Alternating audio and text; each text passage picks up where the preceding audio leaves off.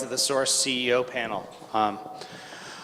On stage with me today are three distinguished CEOs from the security industry. We're going to hear a lot about what they think, and I'm going to do my best to stay out of the way. So for the most part, I'm going to just try and drive these guys to have some interesting conversation, and we're going to hear what they think. On my right is Patrick Morley. I'm actually going to let you guys introduce yourselves because I don't have my bios. I don't have bios with me. So, Patrick, if you want to tell us a bit about yourself and Bit9. Sure. Yeah. My name is Patrick Morley, and I'm the CEO of a company called Bit9. And Bit9 is a company in the enterprise application whitelisting space, which, if you think about blacklisting with AV, we essentially do something slightly different on the whitelisting side, and it's something that appears to be gaining considerable popularity out there, certainly among the customers and prospects that we're talking to. And we're based right in Cambridge, right down the street. Great. Thanks, Patrick. I'm Josh Pennell. I'm the CEO of IOActive. We're one of the three firms that are hired by Microsoft to do the Win7 Vista Client Vista Server code review. So if you have any problems, just contact me afterwards. I'll see what I can do for you. We're headquartered in Seattle, Washington, and we really specialize in high-end application security review, so white box, black box testing. I'm Matt Moynahan, CEO of Veracode, located in Burlington. And Veracode is an on-demand application security testing company. We do both white box and black box testing, but we have an automated solution as opposed to a manual one. Very cool. Thank you, guys. So let's just jump right in. You guys, as CEOs, have a lot of contact with the customers, and you probably hear all of the good things and all the bad things that are happening out in the world, at least with the customers that you have. Maybe Matt, you want to start this one off, but what do you find your customers are asking for most? What's their biggest pain? Well, there's a security pain, and then there's sort of the budget pain that exists. So I think that what we're finding is a combination of both. Interestingly enough, is that automation with accuracy seems to be one of the things that they're asking for, particularly in this environment. And it's interesting because being an on-demand company, in many respects, people will equate Veracode with a sort of, you're Qualys for applications. We love the automation, but how do you solve certain elements of application security that can't be solved by a machine and need a human in the loop? And Veracode's model really does believe that there are things that machines can find and find better than humans, but you also need humans for certain things like business logic issues and applications. So it's really the interface, and particularly in a budgetary environment like this, how do you have a joint solution that leverages all the best of automation so I can get broader code coverage across all of my applications, and then actually bring in the human for what they do best, which is finding certain types of security vulnerabilities, determining exploitability, things of that nature, and all doing it within budget. And so it's an interesting interplay between some of the new technical innovations around automation, but also trying to keep a very important human as part of those application assessments, and doing it all within budget. Very cool. Josh, what about you? I think what we're seeing out in our neck of the woods is companies are really changed course. Application security is being baked into the development process. I think they are foreseeing that there's going to be a point in time where regulation is going to happen.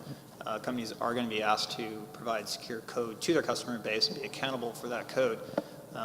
In the budgetary space, we are not seeing a decline. I expected to see some kind of weakening in the demand for our services, in particular, sometime in this quarter, but we've actually seen an increase past what we saw in Q4.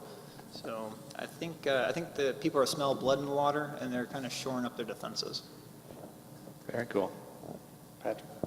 My perspective slightly, I guess, adjunct to what you guys are both talking about. And I think our perspectives come from where we sit in security. And I was spent 3 hours this morning at a company here in Boston that has about 40,000 employees worldwide.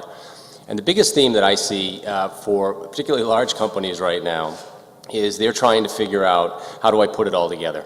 We are an endpoint protection solution, Bit9. And what we see with IT today is that they are consistently surprised at what is going on amongst their user community today from a vulnerability standpoint. And consistently they're trying to figure out, how do I take all the different security solutions that are out there in the marketplace, and how do I weight what each one's going to provide to me from solving the business problem that I have which ends up being a security problem from their angle, given that they're on the security side. They are surprised at the breadth of the problems that they have, and they're consistently surprised at what it takes to actually solve what would seem to be relatively simple problems today from a security and a vulnerability standpoint. It's interesting that you mentioned that. I'm gonna jump on something you just said right there. Uh-oh. Yeah. You talked about security as a business problem, and the three of you obviously are business people first and security people second. How do you guys see the business landscape affecting security and especially affecting the way that you guys do business? And Josh, maybe you want to start off. I guess just giving notes from the field here, the interesting thing that we've seen is, for example, regulations like PCI have really gathered the CFO's attention, the board's attention, and what they need to do in that space to mitigate risk that's been pushed down to them by the acquiring bank. The acquiring bank saying we're not going to cover fraud anymore. It's up to the merchant to cover those fees. And here's a big set of rules that you have to comply to avoid those fines. I actually met the grim reaper of PCI. I was sitting across from him at lunch, and I didn't realize who I was talking to until he started talking about the fines that he leveraged against companies and how he was super excited about this fact. One of the cases was an $8 million fine. He called up the client and said, hey, guess what? You lost a bunch of credit card information, and now you owe us $8 million. And they paid, and it's just the way it works. So I think from a business standpoint, one of the drivers, kind of sum it up, is some regulation that is kind of combining the security world with the business world. And that would be PCI. Yeah, I do think we see, similar to PCI, a movement by CIOs and CISOs to focus on risk coming from third-party sources and looking for some sort of validation at certain levels of security, whether it be testing or assessments, call it what you will, have been done. You see CIOs, CISOs spending most of their day job focusing on reducing risk internally, and you still have a sort of risk equation. The better job you do internally, the more comes externally. And so again, I think that you are seeing, whether it be PCI, the fact that you can't reduce your liability, you can't hold others accountable for security vulnerabilities that are built in over in India or China, procuring third-party software, all of the risk that's coming from third parties, I think is going to be really a topic that's top of mind over the next 12 to 18 months. Patrick, since you started this, what do you think? We see it. We tend to see it from the operational guys. So one of the themes that we're seeing right now is that obviously, as different aspects of security become commoditized, they tend to be run actually by the operational folks as opposed to the security folks. Security folks are actually making the yes/no decision from a technology protection standpoint, but actually who's running it is the operations guys, and they are much more dialed in based on what we're seeing right now from a budget standpoint. They tend to have a lot of power because they're running most of the infrastructure for a lot of these companies. And so I think one of the themes we're going to continue to see is the blending of, and again, this is my perspective coming from an endpoint standpoint, we're going to see the blending of operational pieces and security pieces as IT customers try and actually operationalize, that's not a word, but you get my point. They actually try and operationalize security. And we're already seeing that. You see with Symantec and the decision they made with Altiris, you can start to see vendors are actually making the decisions. They believe that security is going to become part of the operational suite or vice versa, however you look at the world. And we're certainly seeing that with customers. And a lot of our purchases are done by the operational guys as they're trying to figure out how do I effectively manage what I've got sitting out there, both traditional software on the infrastructure side, but also on the security side. Matt, you used one of my favorite words there. And the three of you come from very different parts of security. I mean, obviously you have very different perspectives. And we all throw around this word, and I'm going to ask each of you for your definition on this. And start with Patrick, put him on the spot for once. Oh, he's got food in his mouth. Matt, maybe you get to start. That's a good way to get out of being the first one, just so you know. What is risk?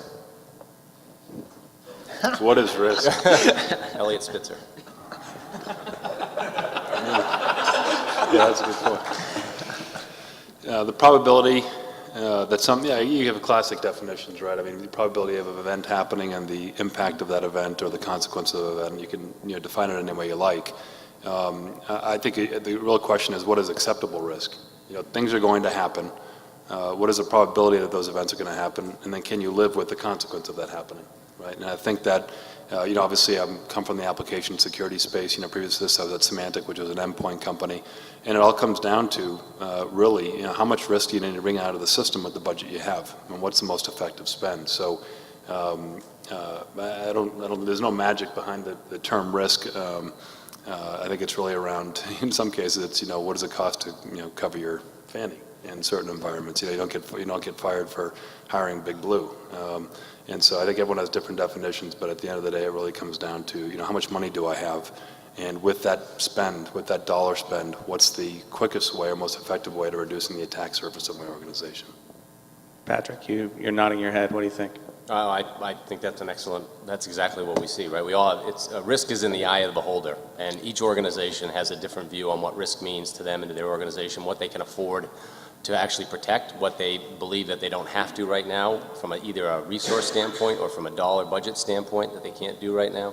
I think Matt, his definition is very accurate. Josh, you have anything to throw? That was a cop-out, but that was a good answer. I think risk can't be quantified until the event happens. For example, I often wonder what's went through the CEO of TJX's mind when he's reading about his company in a newspaper, losing millions and millions of client records and getting sued by Visa for $85 million. I think he knows what risk is now. I think gliding over and having a checkbox audit for wireless security and having HR systems hooked directly up to your mainframe. I think those would equate to clear risk in his mind. I've also talked to people who have been the folks that were tasked with walking around post-event. Their systems were wormed. The software they wrote was exposed to a wormable surface, and they were given a check to go around and make it all okay for that software company's clients. And I think you could say that's risk, and risk is often equated with clearly numbers. So once an event's happened in a corporate culture, there's a metric that gets assigned to that, and then there's processes and procedures that are wrapped around preventing that from ever happening again. But it's not a proactive thing. It's very reactive. I think that's my point. Awesome. All right, I'm going to switch gears again. Elliot Spitzer's the big news story of the day, but lost in all of that, the Federal Reserve undertook pretty much heroic measures in the last 24 hours to try and boost up the economy. It's clear that everyone's worried about the economy from the manufacturing sector all the way to security. And this time I am going to put you on the spot because you're not eating this time. No. How are the economic worries affecting your customers, your business? What are you seeing out there? We have not yet seen a huge impact in where we're selling today from the economic issues, other than in certain communities. I think in the financial community right now, we've seen a number of projects get pulled back because of the direct impact of what's going on right now with the crisis on the credit side. I think it's making them really customers focus on priorities. And they were already doing this, but I think it's said, hey, if it's not in the top 3 or 4 or maybe 5, it probably won't happen. I also think it really brings clarity to the answer that Josh gave earlier, which is the two top drivers we see are if someone has had an event, so they understand risk, or someone's coming in from the side and saying from a compliance standpoint or from an audit standpoint, we're going to tell you what risk is and what is too much risk. And if one of those two things are happening in an organization, then they will usually find the budget because it's someone on the business side saying, I don't want my name in the paper, I don't want our company in the paper, or it's somebody saying, no, we have to adhere to a certain regulation. And the number of regulations out there that are driving security is amazing. I mean, amazing the number of acronyms out there right now that people are using when they make a decision to do a purchase. Josh, you mentioned that you guys are actually seeing an upturn in business. What do you attribute that to? Are you guys just lucky to be in the top 3, or is the economy not really affecting everybody, or what do you think? I was going to ask you that. I think I was talking to a very intelligent lady yesterday over lunch named Becky Bass, and I said, Becky, what's going on? Like, I was expecting to see a downturn, a slowing of some sort, and she's like, Josh, I've been in this business for 35 years. And I'm like, I'm 31, so yeah, she knows what she's talking about. And she said the security market, in her experience, it diverges from the average trend of our macro market. So when our economy downturns, she's seen the security market uptick because people are tightening up the belt and they start to look at things like bottom line issues like fraud, and how do they take the machine that they have right now and tune it so it's even more efficient. On an up economy, people are like, well, I guess we could tune that number, but we're making so much money right now, let's just continue to grow the business and not shore up the internal mechanisms. So that was her take on the situation. I thought was pretty insightful. And like I said, we're not seeing anything right now. Matt, what about you? Yeah, we're not seeing too much either, although like Patrick, there's been some dislocation in the financial services industry, not so much because of budgets, but more because of organizational structure and dislocation. It's been so extreme there that, when you have a shifting organizational landscape, it's tough to have continuity to your selling to.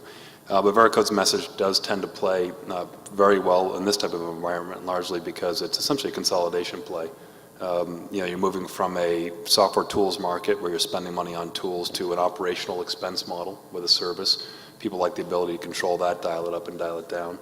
A subscription to multiple technologies allows you to get 2 for 1, if you will, and then we're all about automation. And so do more with less tends to resonate. So we've had some, but not as much as we might have thought. Makes sense. Patrick was mentioning all the acronyms, and I would be remiss talking to 3 CEOs if I didn't ask, and I'm going to put Josh on the spot. What do you see as the difference or the comparison between compliance and security? In our little world, compliance is really, it can be used in 2 ways. This is where we've seen it applied. It can be used as a reason to go champion a person's security cause, to do security right within the organization. So it's an enabler of security stakeholders. Or if it's not a security stakeholder, compliance ends up being merely a checkbox routine where people show up with little to no technical background and are asked to fill out a form, check the boxes, make it look pretty, and sign it. Matt, what do you think? What do you see? Well, I think security is a state relative to risk, if you will, and compliance is a state relative to a regulation. And so I think what's interesting is that we have been in some accounts where they feel like they're compliant because they don't know what's wrong. So there's an interesting interplay with knowing what's wrong and needing to fix it to be compliant with a regulation versus not knowing and feeling relatively comfortable because you don't know what's wrong. So I think that's an interesting relationship between the two. But I agree with what Josh said. Patrick?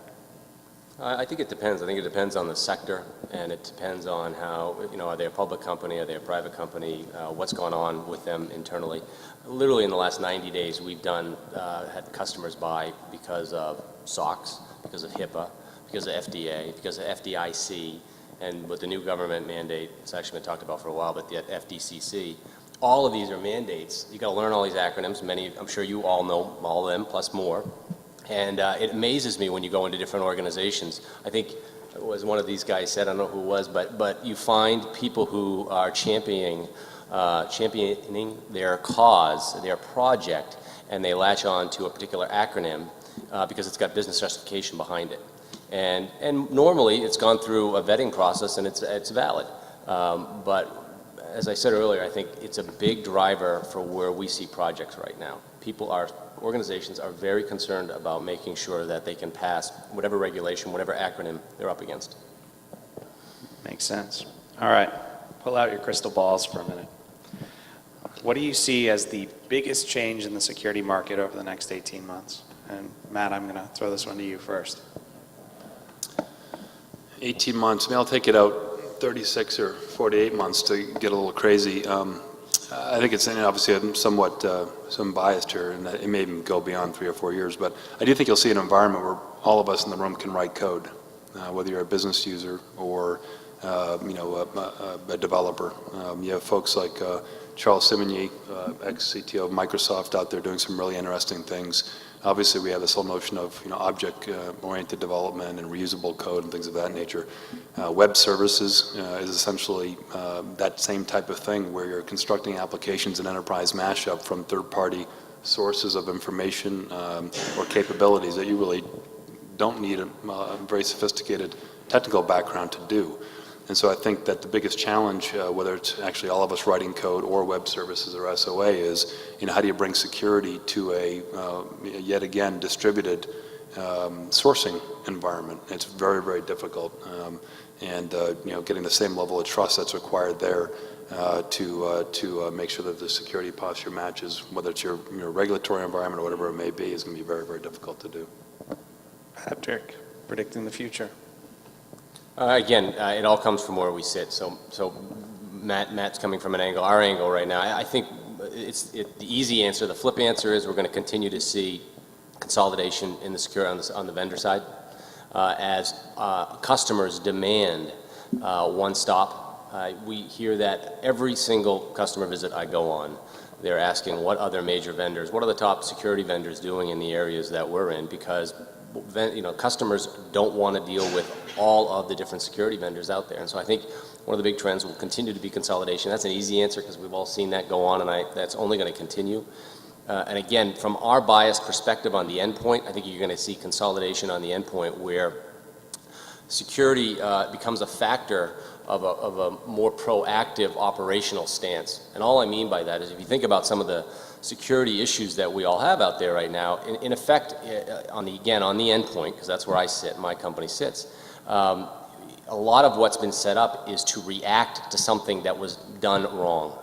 And so the stronger the operational vendors, the lifecycle vendors, the companies that are patching, deploying, actually managing that endpoint can do and affecting that, it actually reduces some of the requirements on the security side. And so I think you're going to see a trend where, and I mentioned this earlier, continued consolidation between the operational side and the security side, with the view that the more proactive we are, the less reactive we're going to have to be on the security side. The only other point I'll make real quick is that I think you're also going to see some of the larger vendors out there that are already on the endpoint move to the back office, and I think you're going to see the guys on the network side come down, because I think they're recognizing that IT customers want a single shop, and so they're going to try and solve more and more of that from one vendor. Josh. Okay, I have a couple points. We're often sought out currently just because we are a very niche player in what we do, so we're beating out larger consolidated companies, but that's on the West Coast, and there's a big difference between the two. I think on the legal front, what I foresee happening in the next 2 to 3 years is that we used to have this concept that you couldn't secure software was impossible. And so it was kind of the status quo in the industry that everybody agreed that spending cycles on trying to secure it was an effort in vain. Kind of like New York, it was Gotham City, is ungovernable. But now we've seen Microsoft duck. They have actually made really great inroads into securing software. SQL Server has no remote attack vectors. IS6, there's no remote AVs in that.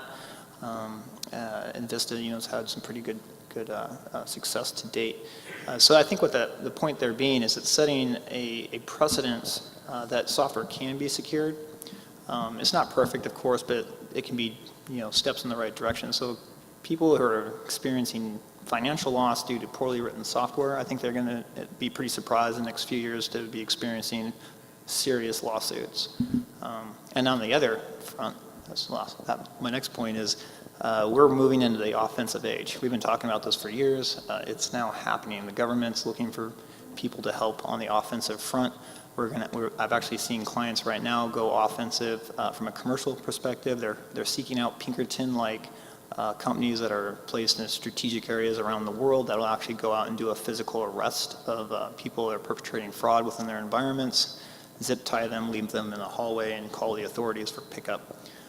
So people are really taking the stuff into their own hands, and we're no longer in the defense game. The game's moving to offense. Interesting. Okay, one last question, and then I'm going to turn it over to the audience. If you had one thing you could tell the audience that would be your lasting wisdom for them to take home from this? What would your one line be? We'll start to my right. Patrick, what do you think? That's a good question. I could give a biased answer about us, but I think what you've heard from all three of us, and I'm sure if you're all in security, you're thinking the same thing. There is no single answer today. I personally think in the security side there continues to be an incredible amount of work that's going on and innovation going on, trying to close down the gaps. And I think what we're going to continue to see in the years ahead as the security industry matures is that, as Josh just said, this offensive idea, the idea of being on the offense, we're going to see that recognized as security becomes more mature. And there is no single answer today, and we all have to really work hard to figure it out, and every organization is different, and the needs are different. Josh, what do you think? I'm still thinking. Ask him. No, go ahead. Go for it, Matt. I think you've been passed too. Yeah, I don't know. I guess I would agree with what Patrick said. There's no silver bullet, and I would force technology providers, whether they're technology developers or solution providers, to consolidate themselves. I think that something that Veracode started out as a tool, and we explicitly decided not to bring it to market as a tool because it didn't solve the problem, didn't solve the complete problem. So we turned into a service company to solve more of that problem. And our problem that we're trying to solve can't be solved solely by a machine. It needs a human in the loop. So forcing that to happen, forcing companies like Patrick's, Bit9 and Veracode to come together to some extent. So without knowing Bit9 intimately, these application control or endpoint control companies are moving to do some very innovative things in gray listing. But you think about the market, it went from blacklisting to whitelisting to now the innovation's gray listing. Well, what about things like Google Toolbar that may be allowed into the organization by an IT administrator by bringing extra level control to it? But what happens if there's a backdoor in Google Toolbar? Is that really an application you want internally? Why not scan the code by an organization like a Veracode or others, and then take that metadata and put it into Bit9's capability to allow you to do a more robust decision at the endpoint? And so I think that security is the one area. If you look at something like 800 different security companies, it's one of the areas of most innovation of any. But again, it can't come to market in silos. I think they should force consolidation both at the corporate level, but also in the technical development standpoint. You're on the spot now. What do you think? All right. I think what I've seen is I think privacy on the internet's dead. I was talking to people who write major search engines, and they told me they could tell the difference between an 18-year-old kid clicking on a banner ad versus a 35-year-old man looking for porn. It scared me. So yeah, I think we've lost that battle with all the spyware and adware. So I think moving, when you think about the internet, it's not like, at least what I thought it used to be. So we're being monitored intensively, and we're kind of in the wild, wild west. We're not dealing with defending our networks and our software from disenfranchised MIT kids. We're dealing with defending our networks against Romanians and Nigerians, et cetera. So I think it's kind of like we established this beachhead out in the cyber world, and all of us kind of enjoyed what we built, and the masses have now caught up. The mob was pleased to report that their second quarter earnings in the online fraud division surpassed those of their organized drug trade department. So the world's changed, and I think that's trust no one, basically, at the end of the day. Okay, opening it up to all of you. Questions? Let me run out with the mic here. I can do this. All right, I'm going to use Matt's comments about Bit9 and Veracode working together, and Patrick, your comment about consolidation. And here's the question. Having personally spent the last year at McAfee before going small again, I've seen firsthand both the marketing pitch, if you will, as well as the realities of that consolidation. And I'm wondering what your thoughts are in terms of the opportunity of more of a, I'm going to characterize it as an open source. Obviously it's not because it's individual organizations, but effectively building a best of breed ecosystem where you've got companies that are 100% focused on their particular areas, working much more closely together, trying to actually bring to the market best-of-breed capabilities as opposed to what the Symantec's and the McAfee's are stitching together through what I would call a marketecture. So is your question whether or not that model can actually exist out there in the future? What your thoughts are in terms of the ability to do something like that, yes. Yeah, well, I mean, you do start, there are certainly projects out there today that have that trajectory. I think, again, what we see is it's easier to innovate in a small company than it is in a big company. Anyone who's been at both sides knows that that's absolutely the way it works. The customer habits are also all built around those big companies. And so the very fabric of the way that we approach solutions in the security side has to get altered in order for our customers to actually want to go out and get these types of solutions that aren't from one of the major vendors. They're already programmed to buy from McAfee or Symantec or Microsoft.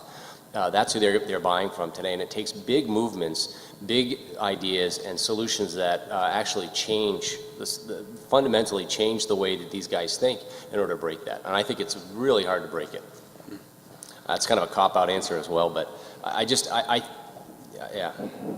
Because in the end, most of the guys that are, if you even look at other areas of IT spend where open source or those types of ideas have become much bigger, there's usually a capital side to it that's driving it. I think it's definitely possible, particularly with the advent of web services. I mean, if you look at ultimately the success of many of these products, it does come down to user experience, right? So if you take on, and be able to, sort of capture the value of combined technologies, particularly in the security space, but underneath a user experience that makes it worth a while. If you look at a lot of the true innovation, BlackBerry, Apple clearly, Norton really in its early days, they own end-to-end everything. Right? They own the UI all the way down to the engine, to the content, and it's a tight integration between software and hardware, whatever the product is, that allows you to have a really compelling user experience. If it's a positive user experience, adds value, cost-effective, people buy it. You buy it, drive down pricing. The other end of the spectrum, you have mashup applications, multiple vendors, almost an ecosystem, if you will, supplying to a very user-friendly web interface. People use it. Real estate being an example of that, right? You can get, your average real estate agent constructing some pretty neat applications with, someone part-time helping them do it. In between, you have Symantec and McAfee, right, that are assembling components from companies they've purchased, and it's a product, and they don't own end-to-end, right? And all of a sudden, you have user experience impacted in many respects. Some integrate companies very well, some don't, and it's not just Symantec and McAfee. There's a host of companies, Cisco, who have made their business on acquiring. It's very difficult to maintain that same user experience in that environment when your business model is M&A. And so I think that there's an element at play here that absolutely I think it's possible to do that. I think it's going to be a question of how much of that innovation comes organically and how much do you rely on third parties to make that happen, because at the end of the day, if it's not user-friendly, I don't think you'll have the uptake that will be required to get mass adoption. Josh, did you want to throw anything in there? No, I think they covered it. Question here? Actually, I wanted you guys to comment on virtualization, if you don't mind. We're seeing a lot of it, and it seems like a very hot topic, but one of the security principles I remember was the more complex and more software you have, the more problems you're going to have. In this case, I presume, some sort of security vulnerabilities. And here we are, everybody's rushing because hardware has gotten so good to put 6 operating systems on a server and run 3 million apps. I was just wondering what you guys think of that comment. I'll jump in there. We have this mantra at IOActive called "What could possibly go wrong?" And virtualization is square in the middle of that bullseye. Virtualization was never built as a security product, but people have kind of picked it up like that, and somehow it's morphed into the security play. I can tell you that the vendors today are investing money in securing that code base, so it's good. And if you look at the Gartner trending reports, virtualization as a security product is up there on the hype cycle. So you'll probably see more and more investments in that area. Currently today, virtual switches and all of that, it's an area ripe with interesting opportunities. Given every customer I go to, just about every customer I go to asks that question. So tell me about what your virtualization strategy is. And so from a customer standpoint, if the customers are demanding it and asking for it, and I'm hearing it, that means every other vendor is hearing it as well when they go and meet with customers. And so the market will react to that and work really hard to fix it. Now, obviously the complexities of that environment, just as you said, adds a level of sophistication and work that's going to have to be done in order to solve it, but it will come. And there is a ton of hype around it right now, and some of it very realistic because of what it's doing for companies on the budget side and what it enables them to actually do. So solutions will be there. It's on our roadmap. I'm sure it's on others as well, as far as having a solution that'll work in that environment. Other questions over here? Hold on. I have to run across the room to do this. So for years, software companies have had a liability shield from lawsuit, and I think that's helped proliferate a lot of the bad code we've seen out there. Do you feel if the government lifted some of the liability to at least go after companies who are grossly negligent in their development, do you think that'll force the software companies to clean up their act, or do you think that it'll bankrupt the industry? I think you're going to see it. We're certainly seeing it at Veracode. I think there is a element here of collaboration that's required. I think it's perfectly, I think the two things that major enterprises need to do when they're forcing or asking or requiring vendors or ISVs to improve the security posture of their code is apply pressure, because they have it. Outside of the top 10 software companies in the world, the vast majority of software companies are not applying the right level of security testing to their code. And I'll take Bit9 off of this, but I would say some of the greatest transgressors are small security companies. And when you think about it, they oftentimes get the benefit of the doubt that the code is secure, and they're small companies like everyone else who can go afford a six-figure license for one of these source code analyzers, right? And so I think the second thing that needs to go into it is apply pressure to make sure that these folks actually get some validation that the code has been properly tested. And the second thing they have to apply is reason, because there is an economic model for software companies. ISVs have to make money. And I think it's perfectly reasonable for an enterprise or a government agency to say that I am not going to accept code that has a severity 5 or a severity 4 vulnerability in it. It's unreasonable. I think it's unreasonable for the CEO of any software company to say, I should feel comfortable shipping code with a severity 5 or severity 4.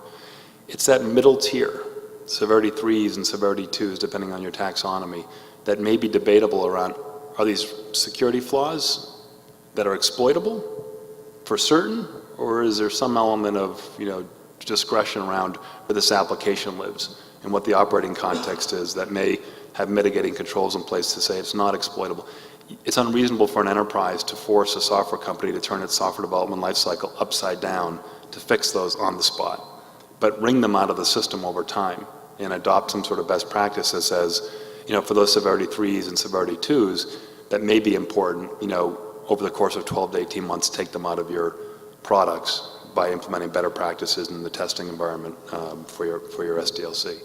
And so I think that absolutely, in some cases, they should be forcing vendors to get better instantaneously by identifying these flaws. Risk control begins with identification, but be reasonable in how far you take that, because you'll break the model of the very companies you're sourcing from if you get too aggressive. Yeah, and I think the market also is driving it. I think anyone who's done a large contract with 20,000 or 50,000 endpoints, or even smaller, 5,000 endpoints as of late, who signed a contract, those contracts are getting very sophisticated about what they're asking for, even in regards to what that product will do on those desktops. And so, again, as we continue to mature, the industry continues to mature, and the operational guys get more involved in it, they're looking to make sure that they're covered, and they want you to cover it for them. You are seeing insurance companies get into the fold. There's been a couple recently that have talked about altering their rates depending on the amount of testing or assessments that's been done by third parties. That's been the holy grail in security for the longest time. Can you get Lloyd's of London to stand up and say you're going to get cheaper insurance rates because you've taken some sort of actions, whether it's deploying perimeter defense or getting some sort of manual code review or an automated review, whatever it would be. And you are seeing that recently. So I think that the increase in liability from the TJXs of the world, the shareholder lawsuits, you'll start seeing more of the insurance industry get behind some of the security initiatives that are out there, and not just the government.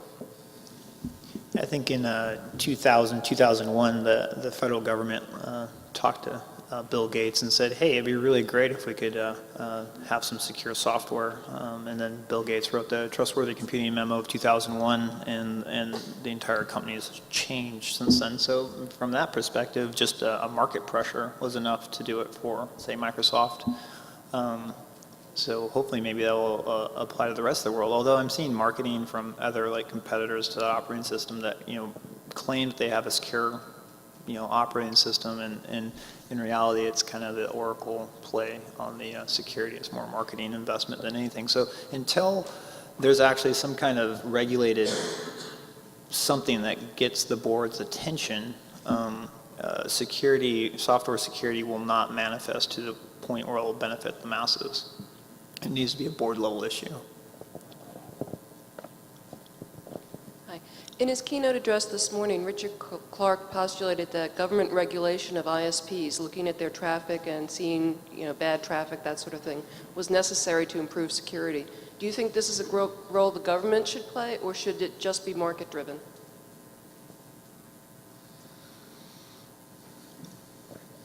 My ISP has a hard time just keeping my connection. I don't want them filtering anything. My 2 cents. Yeah, I didn't hear the speech. I think the market tends to be more effective than the government side. And I think the drivers for many of us who've been in the industry, interesting enough, right, we talked earlier about all of the acronyms that are driving purchasing of different security products out there. But I think the degree to which government gets involved in driving big, broad regulations, particularly around the internet, I think it's harder for them to do it. And I think in some cases it would be useful for the market to do it. In many cases, I think if you look at any feature, particularly security functionality, most of it starts in the applications and sync down to the silicon and then eventually to the network. This whole concept of clean pipes is really interesting, right, if they can do it, but they can't do it in many cases, and then they also make mistakes, as Josh talked about. I don't know how many emails that are legitimate emails have gotten stopped by my ISP, so there's a quality of service issue here. So I think it's always going to be some sort of, partnership, if you will, to some extent. There is no, silver bullet, whether it's a government or private. I think it's got to be a combination of both. Okay, anyone else have one last question? Or we'll let these guys go. Thank you, all three of you, for coming today and being part of this and answering our questions. Thank you.